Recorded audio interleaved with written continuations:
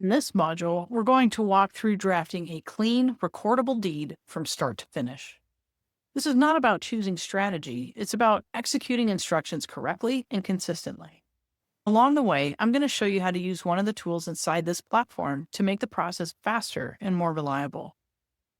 Step 1. Start with the last recorded deed. Before you type a single word, you need the most recent recorded deed. This is where many people lose time, manually scanning PDFs, hunting for names, and retyping information. This is also where our deed parser tool comes in. Instead of reading the entire deed line by line, you can upload the prior recorded deed into the deed parser. The tool automatically identifies grantor and grantee names, vesting and tenancy language, the legal description, and other recording information. This doesn't replace your judgment, it just gives you a clean starting point. You still verify everything, but you don't have to start from scratch. Step 2. Confirm the grantor. Whether you acted it manually or using the deed parser, compare the grantor name to the grantee name in the recorded deed. Confirm it matches exactly, and confirm the grantor has authority. The deed parser helps surface inconsistencies early, which is where most errors start. Next, confirm the grantee information.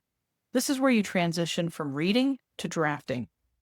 Remember, the grantee language you draft becomes future chain of title. Precision here prevents downstream problems. The deed parser helps you see how prior grantees were formatted, which often informs consistency. Step 4. Choose the correct deed type. Use the deed title with the granting language. The deed parser can highlight the granting verbs in the prior deed, making it easier to avoid mixing language. Step 5. Draft the granting clause, and do this carefully. Make sure it's the correct grantee and the granting language is correct.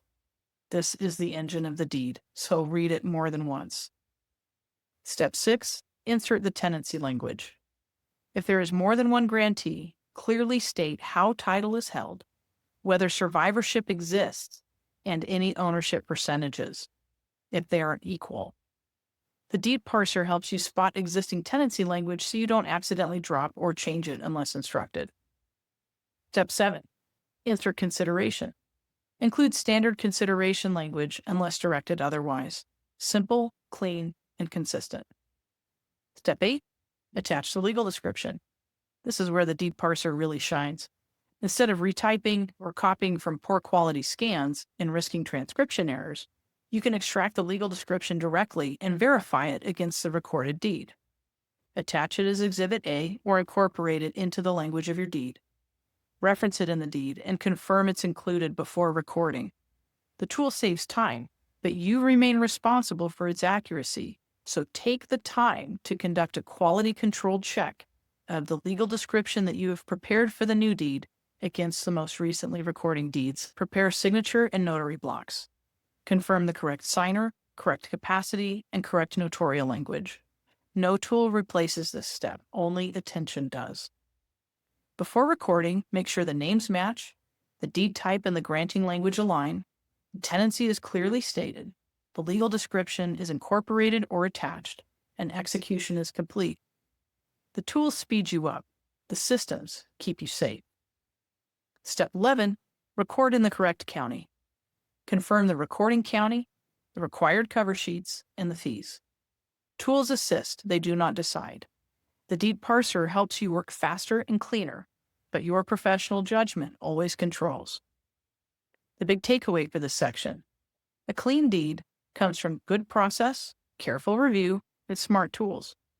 The deed parser doesn't replace experience, it amplifies it.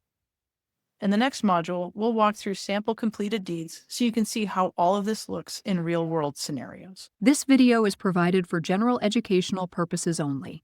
It is not legal advice, and it does not take the place of advice from a qualified attorney. Laws and requirements vary by jurisdiction and by individual circumstances, and watching this video does not create an attorney-client relationship with Nevada Counsel. If you need guidance about your specific situation, you should consult a licensed attorney in your jurisdiction. Thanks for learning with us.